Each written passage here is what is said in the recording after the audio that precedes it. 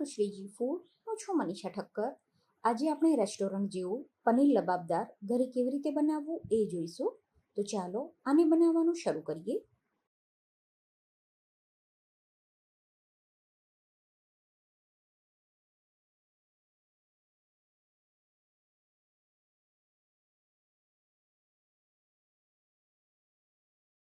સૌથી પહેલાં આપણે આના માટે ગ્રેવી બનાવીને તૈયાર કરવાની છે. તો જાડા તળિયાવાળી કડાઈમાં 2 ચમચી તેલ અને 1 ચમચી ચોખ્ખું ઘી ગરમ થવા માટે મૂકવાનું. આ ગરમ થઈ જાય એટલે આમાં થોડું જીરું ઉમેરીને થોડા આખા સૂકા મસાલા એડ કરવાના, જેમાં તમાલપત્ર, ઇલાયચી, બાદિયા, તજ અને થોડા લવિંગ અને કાળા મરી એડ કરવાના છે. આખા મસાલા થોડા સંતળાઈ જાય એટલે 250 થી 300 ગ્રામ જેટલી છોલીને ઝીણી સમારેલી દૂધી ઉમેરવાની. તમારે જો રેગ્યુલર ગ્રેવી એટલે કે લસણ ડુંગળીવાળી ગ્રેવી બનાવવી હોય તો આટલા જ માપમાં તમારે ડુંગળી ઉમેરી દેવાની અને સાથે જ 4 થી 5 કળી લસણની ઉમેરી દેવાની. દૂધીને આપણે થોડી સાંતળી લેવાની અને એના ઉપર ઢાંકણ ઢાંકીને અને 1 થી 2 મિનિટ માટે કૂક કરવાની છે. દૂધી આ રીતે થોડી કૂક થઈ જાય એ પછી 500 ગ્રામ ટામેટાને ધોઈને આ રીતે રફલી ચોપ કરીને એડ કરવાના છે. ટામેટા અને દૂધી મિક્સ થઈ જાય ત્યારબાદ આમાં 3 થી 4 સૂકા કાશ્મીરી મરચાં અને 3 થી 4 સૂકા રેશમપટ્ટી મરચાં એડ કરવાના છે. આ બંને મરચાં એડ કરવાથી ગ્રેવીનો કલર ખૂબ જ સરસ આવશે, સાથે જ એનો ટેસ્ટ પણ સરસ લાગશે.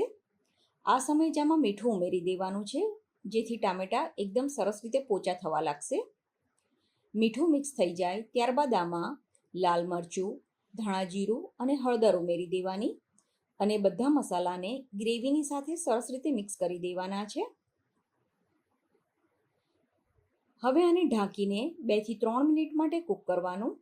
ત્યારબાદ આમાં 2 થી 3 ચમચી જેટલા મગજતરીના બી અને 1 ચમચી ખસખસ ઉમેરી દેવાની અને ફરીથી ઢાંકી દેવાનું છે. પછી આમાં 15 થી 20 જેટલા કાજુ ઉમેરવાના. અહીંયા મેં આખા કાજુ લીધા છે, આના બદલે તમે કાજુ કણી કે કાજુ ટુકડા પણ લઈ શકો છો. જેમ જેમ આ બધું કૂક થવા લાગશે એમ આ રીતે આ મિશ્રણ સોફ્ટ થઈ જશે. સાથે જ તમને આમાંથી થોડું થોડું તેલ પણ અલગ થયેલું દેખાશે. હજુ પણ આ ગ્રેવીને સરસ રીતે કૂક કરવાની છે. તો આ સમયે આમાં અડધાથી પોણા કપ જેટલું ગરમ પાણી ઉમેરવાનું અને પાણી ઉકળતું હોય એ ટાઈમે જ આમાં થોડી સમારેલી કોથમીર પણ ઉમેરી દેવાની. કોથમીર ઉમેરીએ એ પછી ગ્રેવીને આપણે લગભગ 5 થી 7 મિનિટ માટે કે પાણી પૂરેપૂરું બળી જાય ત્યાં સુધી કૂક કરવાની છે. તો હવે તમે જોઈ શકો છો ગ્રેવી એકદમ સરસ રીતે કૂક થઈ ગઈ છે. ગ્રેવી કૂક થઈ જાય ત્યારે આ રીતનું આમાં ટેક્સચર હોવું જોઈએ, આમાં બિલકુલ પણ પાણી અલગ ના થવું જોઈએ. ફ્રેન્ડ્સ, આ રીતની ગ્રેવી બનાવીને જો તમારે સ્ટોર કરવી હોય તો એની રેસીપી મેં ચેનલ ઉપર બતાવેલી છે અને ડિસ્ક્રિપ્શન બોક્સમાં મેં એની લિંક પણ આપી છે. ગ્રેવી કૂક થઈ જાય એ પછી આમાંથી તમાલપત્ર, તજ અને જે બાદિયા એડ કર્યા છે એ આપણે નીકાળી લેવાના છે. અને જો તમારી ગ્રેવીમાં તીખાશ ઓછી જોઈતી હોય તો આમાંથી 1-2 લવિંગ અને 1-2 કાળા મરી પણ કાઢી લેવાના. હવે ગ્રેવીને પૂરેપૂરી ઠંડી થવા દેવાની છે અને ગ્રેવી ઠંડી થાય પછી એને ગ્રાઇન્ડ કરવાની. તો હવે શાક બનાવવા માટે આપણે જે પનીર યુઝ કરવાનું હોય એને કટ કરી લેવાનું છે. તો અહીંયા મેં 1.5 લીટર દૂધમાંથી પનીર બનાવીને તૈયાર કરી લીધું છે. અને જ્યારે પણ શાક બનાવવું હોય એના 2-3 કલાક પહેલાં કે આગલે દિવસે પનીર બનાવીને તમારે ફ્રીઝમાં રાખી દેવાનું. તો આ રીતે પરફેક્ટ આનું ટેક્સચર આવી જશે. ઘરે પનીર કેવી રીતે બનાવવું એની પણ રેસીપી મેં તમારી સાથે શેર કરેલી છે અને તમારે જો એ જોવી હોય તો ડિસ્ક્રિપ્શન બોક્સમાં મેં એની પણ લિંક આપી છે. હવે જે પનીર આપણે લીધું છે એના આ રીતે મીડિયમ સાઇઝના ટુકડા કરવાના છે. તો પનીર લબાબદારમાં એકદમ નાના ટુકડા નથી હોતા, આ રીતે મીડિયમ સાઇઝના ટુકડા તમારે કરવાના. અને થોડું જે પનીર આપણે સાઈડમાં રાખ્યું છે એને આપણે છીણીને યુઝ કરીશું. તો આ રીતે હું બધું પનીર સમારીને તૈયાર કરી લઉં છું. પનીરને આપણે સમારી લઈએ એ પછી એક ફ્રાય પેનમાં 2 નાની ચમચી જેટલું તેલ ગરમ થવા માટે મૂકવાનું. તેલ થોડું જ ગરમ થાય એટલે આમાં મસાલા એડ કરવાના. તો સૌથી પહેલાં થોડી હળદર, થોડું લાલ મરચું, થોડો ધાણા પાવડર અને ચપટી જેટલું મીઠું ઉમેરવાનું છે. બધા મસાલાને આપણે થોડા સાંતળી લઈએ પછી જે પનીરના ટુકડા કરીને રાખ્યા છે એ આમાં ઉમેરવાના અને પનીરને આપણે હાઈ ફ્લેમ ઉપર 2 મિનિટ માટે સાંતળી લેવાનું છે. પનીર સંતળાઈ જાય એટલે ગેસ બંધ કરી દેવાનો અને હવે શાક બનાવવા માટે કડાઈમાં 1 ચમચી તેલ અને 1 ચમચી ઘી ગરમ થવા માટે મૂકવાનું. તેલ અને ઘી ગરમ થઈ જાય એટલે આમાં સૂકા લાલ મરચાં એડ કરવાના છે. આની સાથે જ થોડું જીરું ઉમેરી દેવાનું. હવે ગેસ ધીમો કરીને આમાં સમારેલા લીલા મરચાં ઉમેરવાના. આની સાથે જ આપણે ઝીણા સમારેલા કેપ્સિકમ ઉમેરવાના છે. તો અહીંયા મેં એક મીડિયમ સાઇઝનું કેપ્સિકમ કટ કરીને એડ કર્યું છે. સાથે જ થોડી હળદર ઉમેરી દેવાની. કેપ્સિકમ અને હળદર સંતળાઈ જાય એટલે આમાં 2 મીડિયમ સાઇઝના ઝીણા સમારેલા ટામેટાં ઉમેરવાના. ટામેટાને અને મરચાંને સરસ રીતે સાંતળી લેવાનું છે. પછી આમાં સ્વાદ પ્રમાણે મીઠું ઉમેરવાનું. ગ્રેવીમાં તો આપણે મીઠું ઉમેર્યું છે, અત્યારે આપણે થોડું જ મીઠું ઉમેરવાનું છે. આની સાથે બીજા થોડા મસાલા પણ એડ કરવાના છે.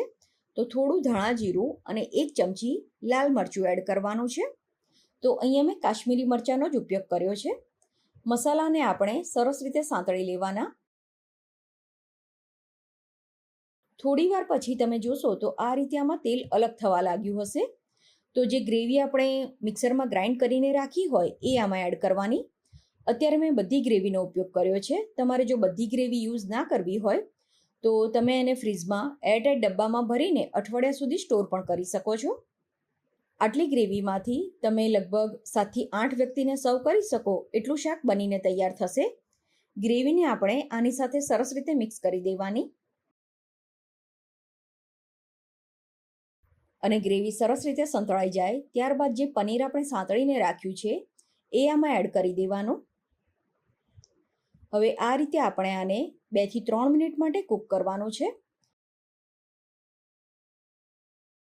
પછી આમાં થોડું ફ્રેશ ક્રીમ ઉમેરવાનું. તમારી પાસે ફ્રેશ ક્રીમ ના હોય તો તમે ઘરની મલાઈ પણ લઈ શકો છો. પછી અડધી ચમચી પંજાબી મસાલો કે કિચન કિંગ મસાલો ઉમેરવાનો અને આની સાથે જ થોડો ગરમ મસાલો ઉમેરી દેવાનો છે. આ બધી વસ્તુને સરસ રીતે મિક્સ કરી દેવાની. ધીરે ધીરે આ રીતે આમાંથી તેલ અલગ થવા લાગશે. આ સમયે આમાં થોડી સમારેલી કોથમીર અને જે પનીર આપણે અલગ રાખ્યું હતું એ પનીર છીણીને આમાં ઉમેરી દેવાનું છે. તો આટલું શાક બનવામાં ટોટલ 10 થી 12 મિનિટનો સમય લાગ્યો છે. તો તમારી પાસે જો ગ્રેવી તૈયાર હોય તો તમે આ શાક ખૂબ જ ઓછા સમયમાં બનાવી શકો છો. તો તમારા ઘરે જો કોઈ મહેમાન આવવાના હોય કે સન્ડેના શાક બનાવવું હોય તો તમે આગલે દિવસે ગ્રેવી અને પનીર બનાવીને રાખ્યું હોય તો શાક ખૂબ જ ફટાફટ બની જાય છે. આ શાકને અત્યારે મેં ઘઉંના નાનની સાથે સર્વ કર્યું છે. તમે આને લચ્છા પરાઠા, નાન કે પછી ફુલકા રોટીની સાથે કે પરોઠાની સાથે પણ સર્વ કરી શકો છો. તો તમે પણ આ રીતે રેસ્ટોરન્ટ જેવું પનીર લબાબદાર બનાવીને જરૂર ટ્રાય કરજો. અને તમને જો વિડીયો પસંદ આવ્યો હોય તો વિડીયોને એક લાઇક જરૂરથી કરજો.